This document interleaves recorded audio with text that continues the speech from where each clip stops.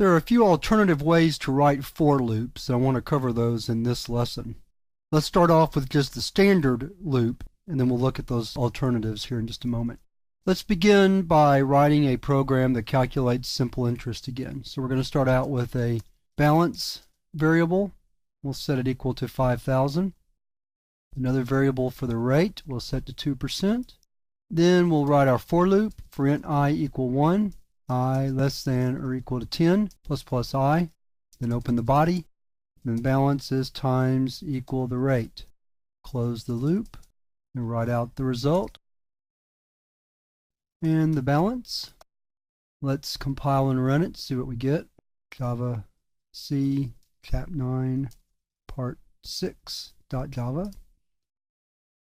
And then run it, chap 9 part 6.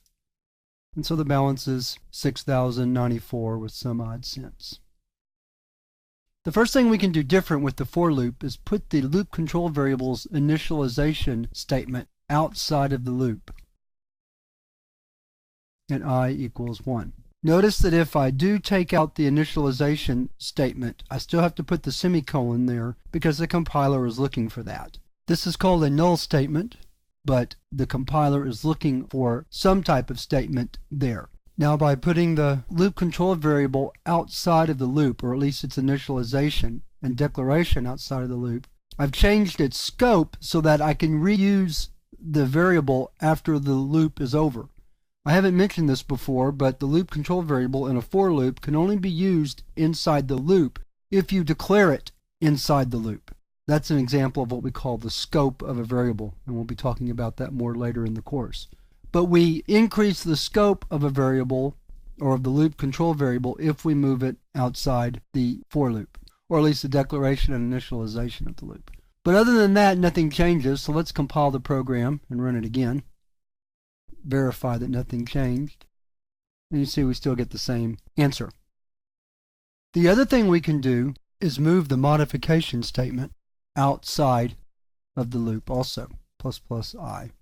Nothing really changes here. Notice I don't have to put a semicolon up in the heading because I didn't have a semicolon there before, but I do have to put it at the end of the plus I because it's a statement inside the body now, and it has to have a semicolon at the end of it. But other than that, there's no change in how the program works. The semantics of the program, we've just changed the syntax a little bit. Let's compile it again, and then let's run it.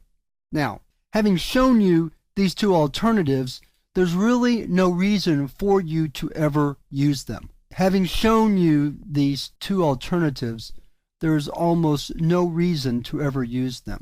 You might occasionally want to put the declaration and initialization of the loop control variable outside of the loop itself if you want to use that variable's value later on in the program. However, that will rarely, if ever, be the case. There's really no reason to move the modification statement. And the bad thing about modifying the for loop like this is you make your program harder to read because anybody looking at your loop is going to expect these statements to be in their normal place. And if they're not there, that throws the reader off a little bit in trying to understand exactly what your program does. And one of the things you don't want to do is intentionally make your program hard to read. That wraps up my discussion of for loops. Before the exercises, we'll do an exercise where we work with for loops later. For my next lesson, I want to talk about ways to end loops early or change the flow of a loop by using two statements called break and continue.